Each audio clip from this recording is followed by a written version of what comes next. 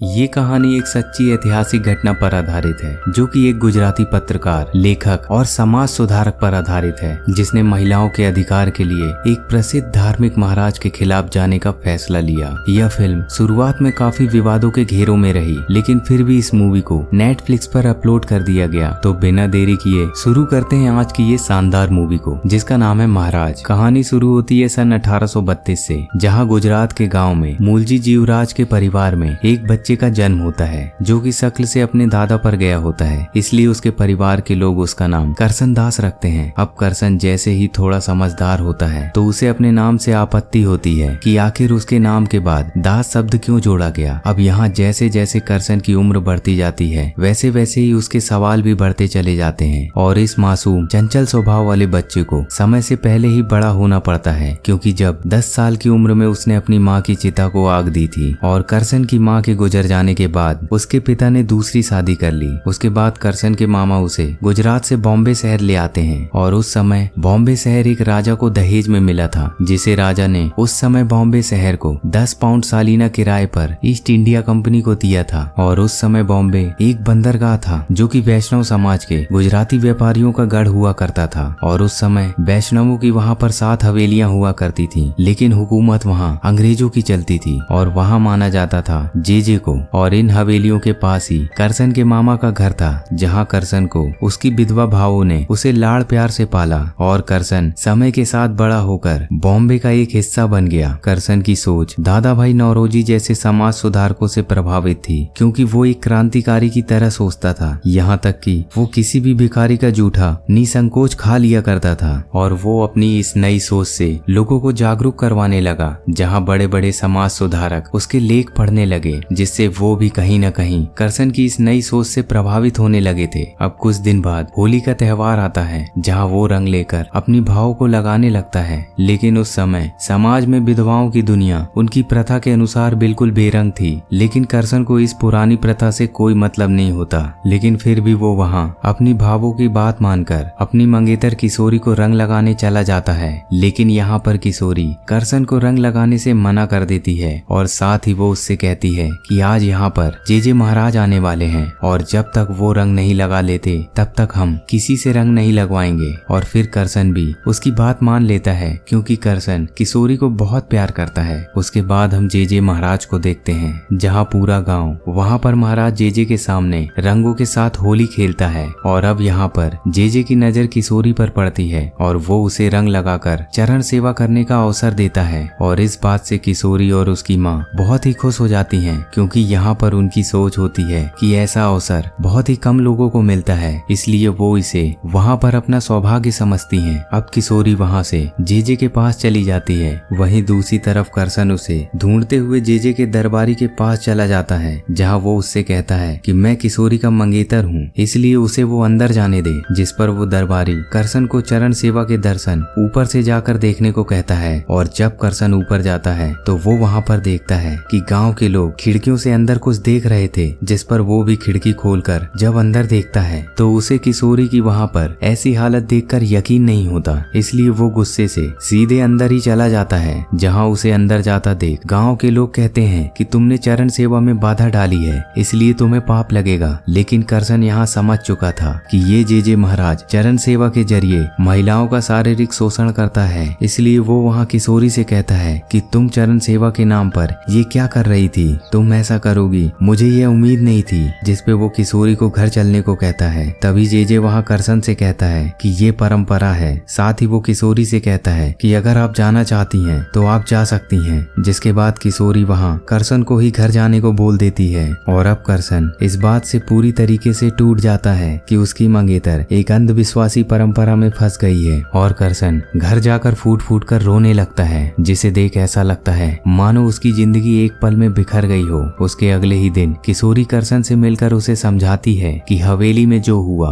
वो सेवा थी और ऐसी सेवा बहुत ही नसीब वालों को मिलती है। जिस पर करसन उसे बताता है कि ये सेवा नहीं, ये पाखंड है और वो सेवा के नाम पर लोगों का इस्तेमाल करता है। और यहाँ पर सही और गलत को समझने के लिए धर्म की नहीं बल्कि बुद्धि की जरूरत होती है, जो कि तुमने ऐसा करके साबित कर दिया कि तुम्हारे पास बुद्धि नहीं है। साथ ही साथ वो कहता है कि मैं 4 सालों से इंतजार कर रहा हूँ कि तुम पढ़ लिख कर काबिल बनो, और यहाँ पर तुम ये पढ़ाई कर रही थी कि कोई पाखंडी तुम्हें अपनी जूठन कहे और तुम्हें इस बात पर गर्व हो। ये कैसी सोच है तुम्हारी। और तुम वहाँ पर मजबूर नहीं थी, खुशी खुशी तुम उसके पास गई थी, जिसपे किशोरी कहती है कि ना मैं ऐसा करने वाली पहली लड़की हूँ, ना ही आखिरी। यदि तुम्हारी माँ जिंदा होती तो वो भी तुम्हारी बहन को वहाँ पर भेजती। अब ये बात सुनते ही करसन अपना हाथ उठा लेता है, लेकिन किसी तरह से वो अपने आप पर काबू पा लेता है। साथ ही वो वहाँ पर किशोरी से सारे रिश्ते तोड़कर निकल जाता है। जिसके बाद किशोरी सीधे जेजे महाराज के पास जाकर उसे सारी बात बताती है। तब जेजे किशोरी से कहता है कि तुम चिंता ना करो, अब से तुम हमारी लाडली हो। और यहाँ पर किशोरी फिर से बहुत खुश हो जाती है कि आज तक कोई भी जेजे की लाडली नहीं बन पाया और उसे फिर से इतना बड़ा सौभाग्य प्राप्त हो गया। लेकिन ये किशोरी की गलतफहमी होती है जो कि उस दिन टूट जाती है जब यही बात जेजे किशोरी की बहन से कहता है और वो उसकी सारी बातें छुपकर सुन लेती है। और फिर किशोरी दरवाजा खोलकर अपनी बहन का हाथ पकड़कर उसे बाहर निकाल देती है, क्योंकि उसे भी अब समझ आ चुका था कि जेजे जैसे पाखंडी लोग धर्म के नाम पर महिलाओं का शोषण करते हैं। और वो वहाँ पर जेजे को खूब सुनाती है। और फिर घर जाकर किशोरी अपनी बहन को सारी सच्चाई बताती है। साथ ही वो उससे कहती है कि इसी वजह से करसन ने उससे सगाई तोड़ दी। जिस पर उसकी बहन अपने दुपट्टे पर एक गांठ बांधकर किशोरी से कहती है कि जब तक करसन तुम्हें माफ नहीं करते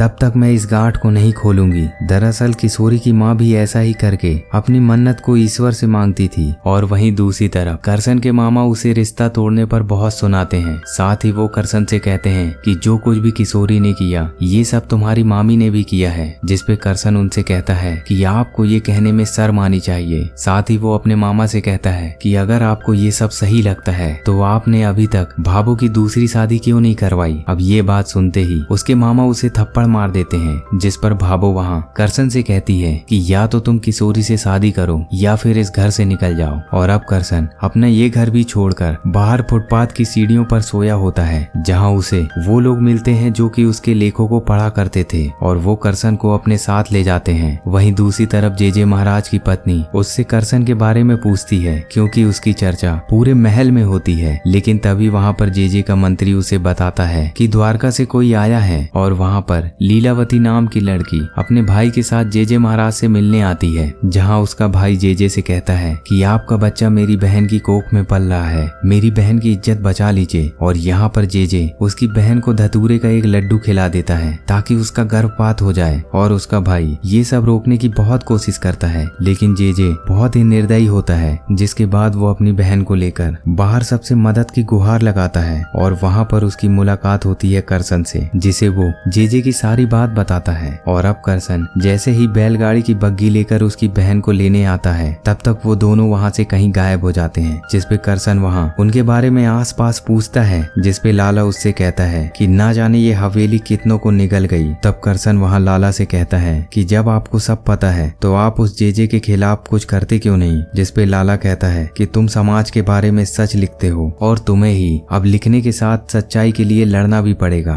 जिसके बाद करसन इस बारे में नवरोजी से बात करता है, जहाँ नवरोजी करसन से कहते हैं कि तुमने किशोरी को उसकी गलतियां तो दिखाई लेकिन उसे सुधरने का मौका नहीं दिया। और अब यहाँ पर करसन को भी यह एहसास हो जाता है कि उसे किशोरी को एक मौका देना था। तभी वहाँ पर एक आदमी करसन को कुछ दिखाने बाहर ले जाता है, जहाँ वो किशोरी की लाश को देखता है। दरअसल यहाँ पर किशोरी को मन ही मन चरण सेवा का गिल्ट होता है, इसलिए वो कुएं में कूदकर अपनी जान दे देती है, जिसकी मौत से करसन भी अब अकेला पड़ जाता है। वो किशोरी से नाराज था, लेकिन शायद वो उसे माफ भी कर सकता था, लेकिन अब यहाँ पर उसके पास पछतावे के अलावा कुछ भी नहीं होता। इसके बाद किशोरी की बहन उसे एक चिट्ठी देती है जो कि किशोरी ने मरने से पहले करसन के लिए लिखी थी, जिसमें वो उससे माफी मांगते हुए कहती है कि मैं इंसान और भगवान के बीच का फर्क नहीं समझ सकी, मैं अंधी हो चुकी थी, लेकिन आज जब मेरी आंखें खुली तो मैं आपसे आंखें मिलाने के लायक नहीं रही और मैं अपने पछतावे का सबूत अपनी जान देकर दे रही हूँ। लेकिन तुम उस जेजे का पाखंड, उसका असली चेहरा समाज के सामने जरूर लाना। उसके बाद करसन बहुत ही गुस्से से जेजे के पास जाता है, जहाँ वो उससे कहता है कि तेरी वजह से आज एक और बलि चढ़ गई, तू हत्यारा है और मैं तेरा ये पाखंड, तेरा ये घिनौना सच समाज के सामने ला कर रहूंगा। मैं तेरे खिलाफ तेरा काला सच लिखूंगा और अब तू नहीं बचेगा। उसके बाद करसन अपनी नई पत्रिका में जेजे के बारे में लिखना शुरू कर देता है और उसे वो लोगों तक पहुंचाता है, लेकिन जेजे के आदमी उसकी सारी पत्रिकाएं लोगों से छीन कर घर जला देते हैं। उसके बाद जे वहाँ अपने आदमियों को आदेश देता है कि जाकर बाहर सबको बता दो कि अब से हवेली का कोई भी द्वार नहीं खुलेगा जब तक करसन उससे माफी नहीं मांग लेता। जिस पे लाला जी वहाँ कहते हैं कि मंगला दर्शन के बिना भक्त यहाँ पर अन्न का एक दाना तक ग्रहण नहीं करते। और फिर अगले ही दिन हवेली का द्वार न खुलने पर सभी लोग वहाँ पर गुस्से में होते हैं, लेकिन तभी वहाँ पर करसन आ जाता है, जहाँ वो लोगों को समझाता है कि भगवान सभी जगह हैं और तुम लोगों ने हवेली वालों को बढ़ावा दिया है। तुम्हें उनकी जरूरत नहीं बल्कि उन्हें तुम्हारी जरूरत है। साथ ही वो वहाँ सबको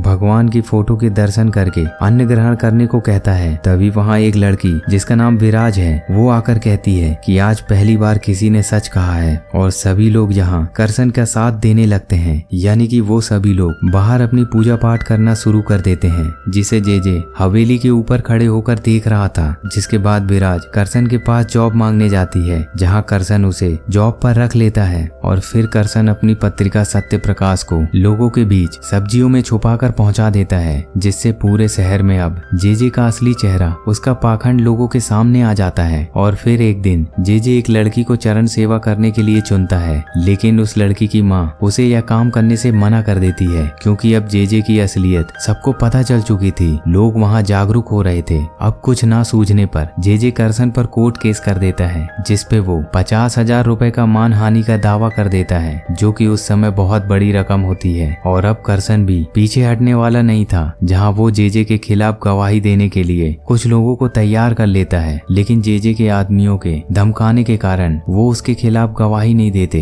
वो सभी पीछे हट जाते हैं। और अब इस बात से करसन बहुत परेशान होता है। तभी उसके पास जे की पत्नी आती है, जो कि उसे एक एड्रेस देकर कहती है कि कोई है जो जे के खिलाफ गवाही दे सकता है। और अब करसन उस पते पर जाता है, जहाँ उसे लीलावती और उसका भाई मिलता है। और लीलावती वही महिला होती है जो कि जे के बच्चे की माँ बनने वाली है, जिसे जे ने उस रात धतूरे का लड्डू खिला दिया था। और करसन उस रात उनकी मदद करने के लिए आता है, लेकिन तब तक वो वहाँ से कहीं गायब हो गए थे। दरअसल उस रात को जे की पत्नी लीलावती को नमक का पानी पिलाकर उसे उल्टियाँ करवा देती है, जिससे उसकी जान बच जाती है। खैर, अब यहाँ लीलावती जे के खिलाफ गवाही देने को तैयार हो जाती है, इसलिए करसन उन्हें अपने साथ वहाँ से किसी सेफ जगह पर ले जाता है। लेकिन जे को जब ये बात पता चल जाती है कि लीलावती उसके खिलाफ गवाही देने को तैयार हो गई है, तो वो लीलावती और उसके भाई को हवेली ले आता है। और जब करसन उसे लेने हवेली जाता है, तो वो देखता है कि जे ने लीलावती की शादी अपने मंत्री से करवा दी है। और अब वो जे के खिलाफ गवाही देने से भी मना कर देती है। और यहाँ पर लीलावती के भाई का भी कुछ पता नहीं है कि आखिर वो कहाँ गया। और अब यहाँ करसन के पास जे के खिलाफ एक भी गवाह नहीं होता।